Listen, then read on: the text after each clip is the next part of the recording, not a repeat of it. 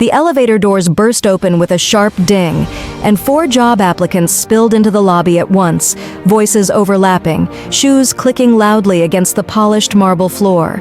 One nearly collided with a cleaning cart rolling past, causing a bucket of water to slosh dangerously close to his expensive shoes. "Watch it!" the man snapped. The janitor froze, hands tightening around the handle of the cart. "Sorry about that," he said quietly, already pulling the cart back. The applicant rolled his eyes and brushed past him without another word. The waiting room of Crestwell Industries was sleek and intimidating. Glass walls, steel accents, a massive company logo gleaming behind the reception desk.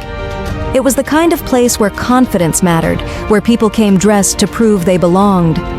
The applicants settled into their chairs, straightening jackets, adjusting ties, checking reflections on their phone screens. The janitor resumed mopping near the corner, his faded blue uniform slightly damp at the hem. He worked slowly, methodically, as if he had nowhere else to be. A woman crossed her legs and leaned toward the others. "I swear, they couldn't clean this place after hours," she whispered, not bothering to lower her voice enough. Another applicant chuckled. "Guess even janitors need interviews these days." Their laughter was soft but deliberate. The janitor heard it all. As he pushed the mop forward, a coffee cup slid off the arm of one chair and rolled toward him. The man who dropped it didn't move. "Hey," he said, nodding at the cup. "That's your job, right?" The janitor bent down, picked it up, and dropped it into his trash bag. "Yes, sir," he replied calmly. The woman smirked. Must be depressing, cleaning up after people who actually matter. Something flickered across the janitor's face, gone before anyone could hold on to it. "Everyone matters," he said softly. That earned another round of laughter. Minutes passed. The air thickened with impatience. One applicant tapped his foot, another checked his watch exaggeratedly. "So," the man who had snapped earlier said, glancing at the janitor, "how long you been doing this?" "Quite a while," the janitor answered. The man snorted. "What, you didn't aim higher?" The janitor paused, resting both hands on the mop handle. "Life takes people different places." "Well," the woman said, "some people don't take it anywhere." The janitor nodded once and returned to cleaning. A security guard stepped in, clipboard in hand. "Interview candidates, please be ready. We'll start shortly." The applicants straightened instantly, nerves replacing arrogance. The janitor quietly wheeled his cart toward the hallway, disappearing through a side door. One of the applicants scoffed. "Finally, I thought he'd never leave." The first interview took longer than expected. One by one, applicants were called into the boardroom and came out stiff-faced, avoiding eye contact. Tension crept in. Confidence started to crack. When the last applicant was called, he stood, smoothed his jacket, and walked in with forced calm. Inside, the boardroom was silent. The long table sat empty, except for one man standing near the window, his back turned. The man turned around. The applicant's breath caught. It was the janitor. Gone was the faded uniform. He now wore a tailored charcoal suit, crisp white shirt, and a calm authority that filled the room without effort. His posture was different, his eyes sharper. "Please have a seat," he said.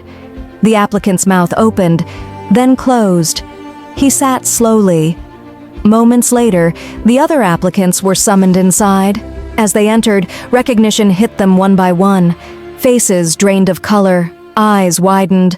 One woman covered her mouth. The janitor, no, the man, took his seat at the head of the table. "My name is Daniel Crestwell," he said evenly, "founder and CEO of Crestwell Industries." Silence crashed over the room. "I often like to observe before I speak," Daniel continued, "especially when people believe they're not being evaluated." The man who had mocked him earlier swallowed hard. "Sir, I didn't realize—" Daniel raised a hand. "You didn't realize I mattered." No one spoke. "I've spent decades building this company," Daniel said, "not just on skill, but on character. And today I saw a lot of resumes that looked impressive and behavior that did not." The woman leaned forward, panic rising. "We were just joking. It didn't mean anything." Daniel met her gaze. How you treat someone when you think they can do nothing for you, that means everything. One applicant cleared his throat. "Sir, everyone has bad days." Daniel nodded. "True, but kindness doesn't require a good day." He opened a folder. "During my time in the waiting room, one person acknowledged me. One person said, 'Thank you,' when I held the door. One person didn't laugh." He looked toward the far end of the table. A quiet applicant stiffened, eyes widening. "Congratulations," Daniel said. "You're hired." The others stared in disbelief. The man who had snapped near the elevator stood abruptly. "You can't be serious. This was a trick." Daniel's voice hardened. "No, this was a test." Security appeared at the door. "Thank you all for your time," Daniel said. "We won't be moving forward with your applications." As they were escorted out, shame replaced arrogance. Eyes dropped. No one spoke. The hired applicant remained seated, stunned. Daniel stood, offering a small smile. "Skill gets you in the door. Character decides if you stay." The scene faded as the rejected applicants walked past the lobby again, avoiding the reflection in the glass where moments ago they had felt untouchable. If this story made you think, pause for a second, like the video so more people can see it. Share it with someone who needs the reminder, because you never know who's watching or who's testing you.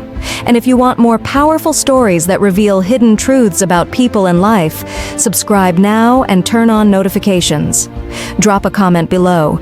Do you think you would have passed the test? Some lessons only cost pride. Others cost futures.